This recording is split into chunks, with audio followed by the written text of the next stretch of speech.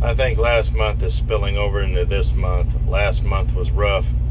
This month, well, it's starting off as a continuation.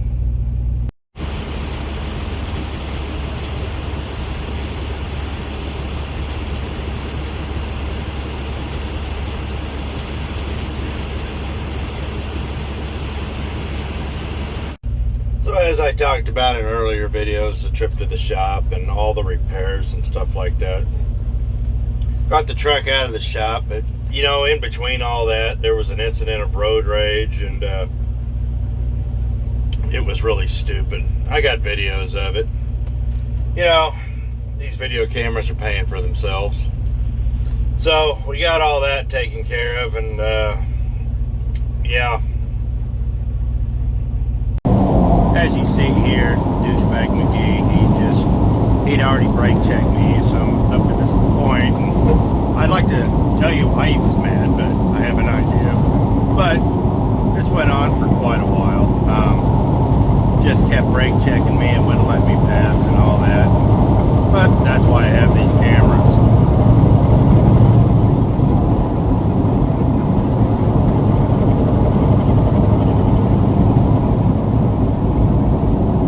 I think what the problem was he felt I should have got over for him when he failed to yield coming onto the interstate. This is Indianapolis after all. So that went on for 3 to 4 miles, and eventually I knew something was gonna. I didn't even bother calling the cops because the way he was acting, I kind of thought he was gonna call them. So I hit the cameras, forward camera, got a picture of him, video of him trying to pass me on the shoulder. Just real erratic. And I did pull an old school trick. When you're in a metropolitan area and you start seeing a window go down, usually that means a gun's coming out. And so I seen a gun come out. He started slowing down, and he hit the Pittsburgh exit there at exit 61. And as we got level, he starts coming over, and I just yanked the wheel real hard like that. I never left my lane, but I just jerked the truck real quick, freaked him out. So if there was a gun in his hand, he dropped it and grabbed the car with both wheels. And that's what you want. You want them to grab the wheel with both hands. Because if they have a handful of wheel, they don't have a handful of gun. And he shot way off to the other exit, and I just kept on going down the road. I was actually going to stop at that Love's and let him go, but when I saw him get off, I was like, you know what, I can go up the road a ways. I'll go to the Pilot. I'll go somewhere else where he's not.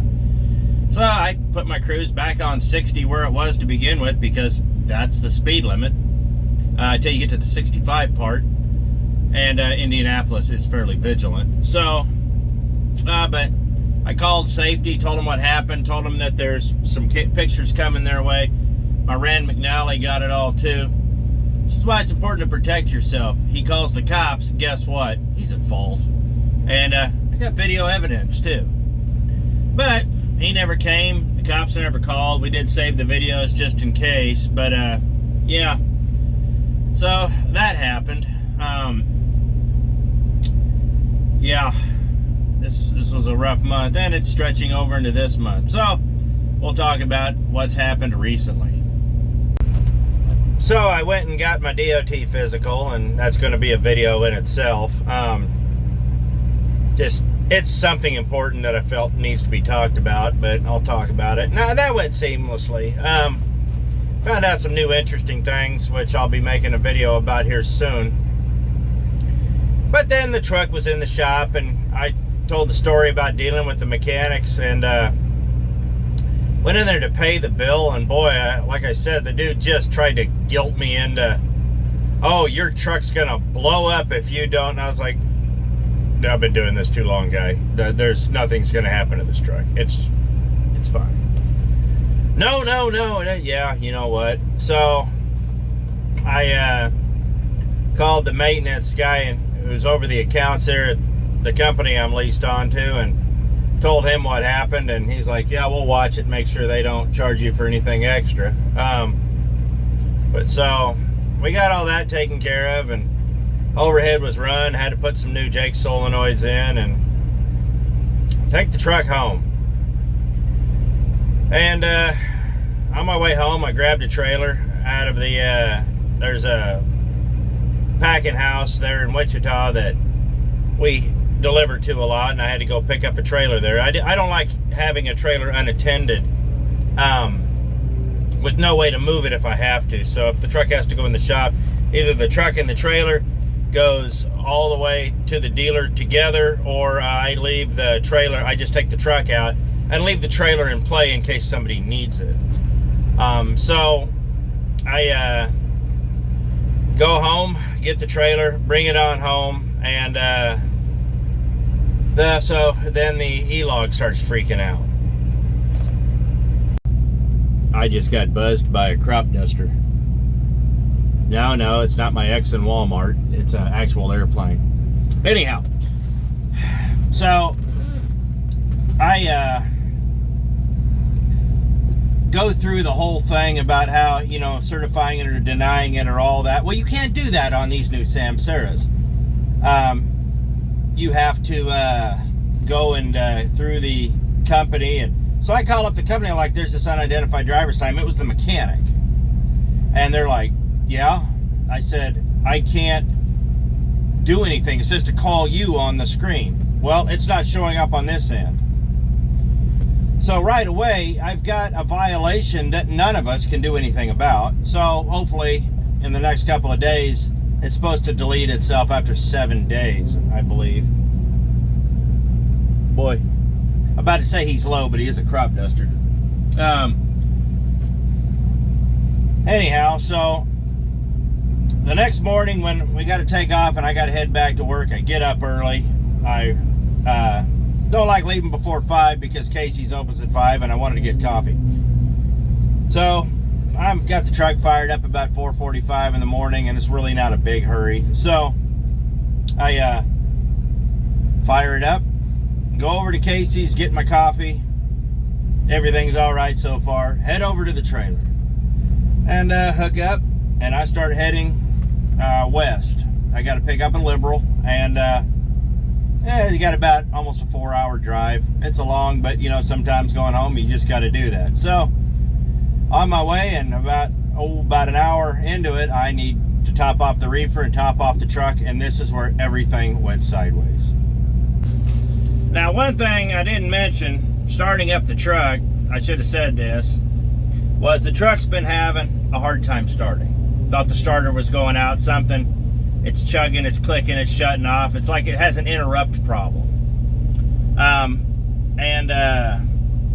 No, it's not hydro locking. Okay, please, let's not. This is the electrical. And so I get the truck started because the truck doesn't want to start. So I get the truck started. I don't leave it running and all that, thinking maybe the batteries need to be charged a little, I don't know. And take it all the way out, get out to Cunningham, get my fuel. Well, I started looking at the reefer and realized that it's one of those, it's got the gauge, instead of just the regular dial like that, it's got that little lip right at the bottom where you don't know if it's completely empty or completely full, because of where the needle sits. Well, turns out it was completely empty. The place had run it completely out of fuel. And I'm like, oh crap, I hope this has a lift pump. So I put 49 gallons of fuel in it, and I don't want to try starting it while it's filling. You know, you need to get at least half a tank in there before you hit the off. That way it doesn't suck any air. So, in case it's still primed. And a lot of these, well, thankfully this thing has a lift pump. It wouldn't start. It was also low on antifreeze. And that turned into an adventure all itself. So if any of you people out there are familiar with the wonderful world refrigerated trailers, you know the antifreeze is at the very, very top of the trailer. It's on top of the radiator, at the very top of the reefer unit, 13.6 in the air. And so I climb up there, and I can't get to the top. Because I pull the doors open, look, I was like, I don't know if there's a pump or if hopefully there's something that, no, I knew deep down inside. I can't get all the way up there. I don't have a way to get all the way up there. I'm leaving the truck running because, well, I thought maybe the batteries needed charged after sitting a couple more days, you know, and all that. And well, so I'm at the Loves and I look around and I realize I need a ladder. So I start rooting around by the maintenance shed and I steal a ladder. So I grab this ladder and start running out with it and run headlong into the maintenance guy. And he's got this look on his face. I'm about to get just mixed. I'm like, dude, I really need to borrow this. He's like, what? I said, I got to put antifreeze in my reefer. I need it for about 5 minutes. I said, I got to get way up to the top. And he starts looking at it and he goes, oh, yeah. Turns out I found out this is a pretty nice guy. A buddy of mine knows him. And he likes helping truckers out. So he's like, you want me to hold the ladder for you? I looked at him and said, dude, you don't want anything to do with what's about to go down. So he looks at me all understanding. He's like, yeah. So I have a bit of room between and a catwalk there. The ladder's not tall enough because it's not an extension ladder. So what I have to do is basically keep the ladder together, wedge one end against the back of the truck on the catwalk, lay the other end against the reefer, and climb up to the top carrying a bottle of antifreeze. And I'm at about an 80-degree angle like that. I can fall backwards anytime. And I am not enjoying this at all. So I get to the top, I see the reefer unit, and guess what? I can't get the top off. So at this point in my life, I'm pretty much exhausted all of my patience and realize that I have to go back down and grab a pair of channel locks so I can open the reefer cap. And so I make my way down, get my channel locks, make my way back up, get it open, spill about half of my antifreeze, filling it up. I have no idea how full it is. I just topped it off. I hope that was right. If it wasn't, my bad. But I'm not going back up there again. I don't even like getting on top of my house. And so I go, I get the thing, I'm clearing codes, the codes won't clear, I finally get it fired up. Then we finally get the codes cleared. And I'm like, it's running, I shut it off, I gotta make it to liberal, and hopefully it passes muster so I can dump it in there and get my trailer. So I take off, I make it to liberal, I get my trailer, and it is muddy. I trash my truck. But you know what? I'm still feeling okay. And I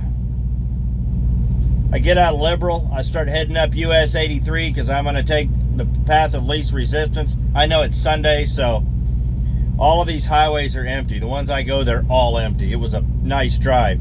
I start heading up 81. I have a bull hauler comes past me and he takes my windshield out. I got 2 huge rock chips in it. It's like crap. And at that point, if I hadn't got my load, I would have just gone back home. It was just that day. I was like, you know what? I'm gonna go back home. I'll try it again next week.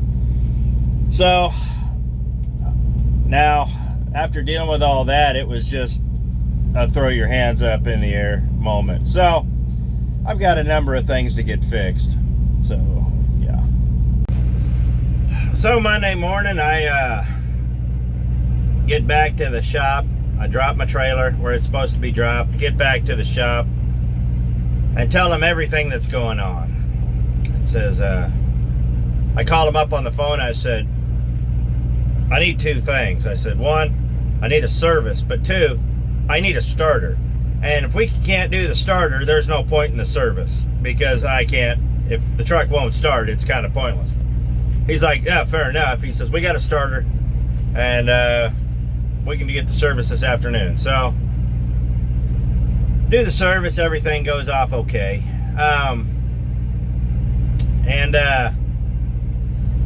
We get the starter put in. It's still acting up. So we check all the relays, we tear the dash apart, we check fuses, we do everything. End up putting a new ignition switch in. We're just doing the one thing I hate, and that's just shotgunning parts. at it. We had the parts, why not? You know what? And finally, I have a load dispatch calls, you know, about 3 hours prior to that going, are you almost done? I was like, no. Well, here's the load. It's got to be it's got to be, you know, in Mississippi Wednesday morning or Wednesday afternoon. Okay. So we get everything put back up. The truck's still not fixed. I did borrow the shop truck, but went down to O'Reilly's, got myself a windshield repair kit and fixed the 2 cracks. I'm trying to make these things last a little longer. And everything's fine. I run up. I got to run 30 miles away, go up, get my trailer, take off, get down to Pacific Junction, Iowa, get my fuel, and I have 2 flat tires. And you know, at this point, I'm just like,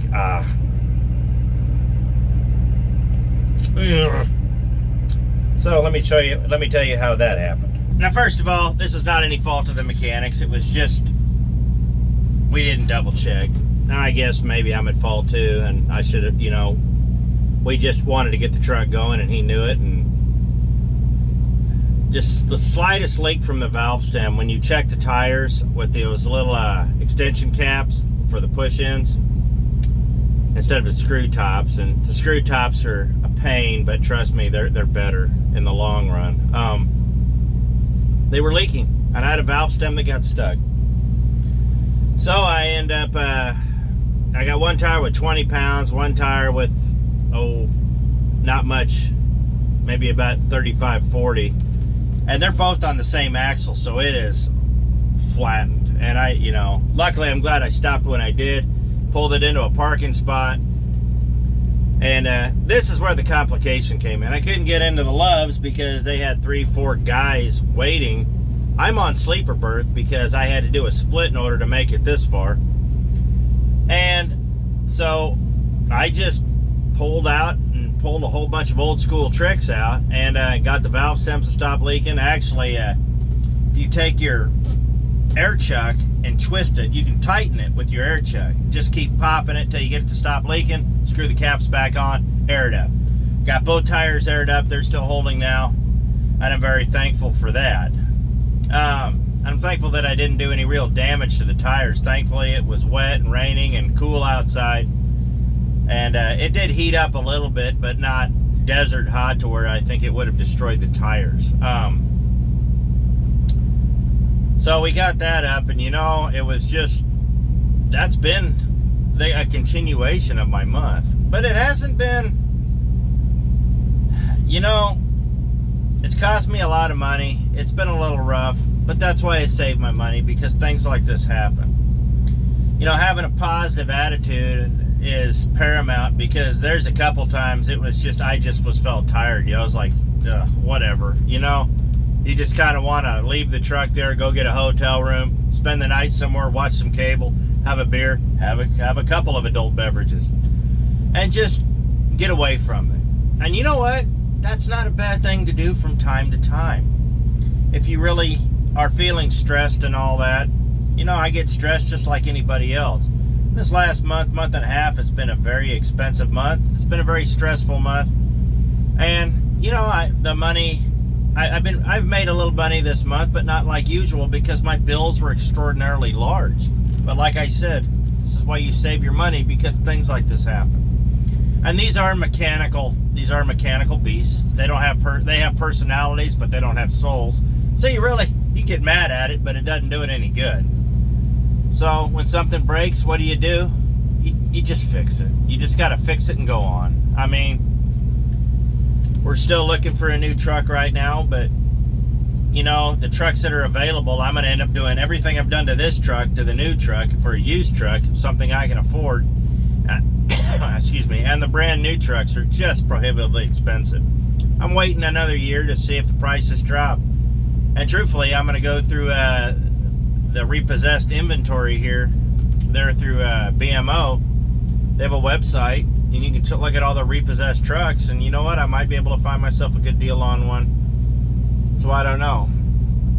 But the important thing is, You gotta stay focused, and you can't get emotional, and you can't get mad, you can't get angry. I mean, trust me guys when I tell you it's discouraging, but it's not the end of the world. You know, it is what it is. And sometimes when the stress hits you on the road or things are too bad, sometimes taking a day off and just telling them you're taking a day off, get a hotel room, eat a steak dinner, you know, take some time away from the truck. I had 10 days off. Truck was in the shop, about 5-6 of them. I took the other 5-6 days off. I needed the time off. So when that happens, it's important to take care of yourself. So I tell you this, just watch yourself guys, take care of yourself, and don't let the stress get you. I appreciate it. Thanks for watching. We'll see you next video.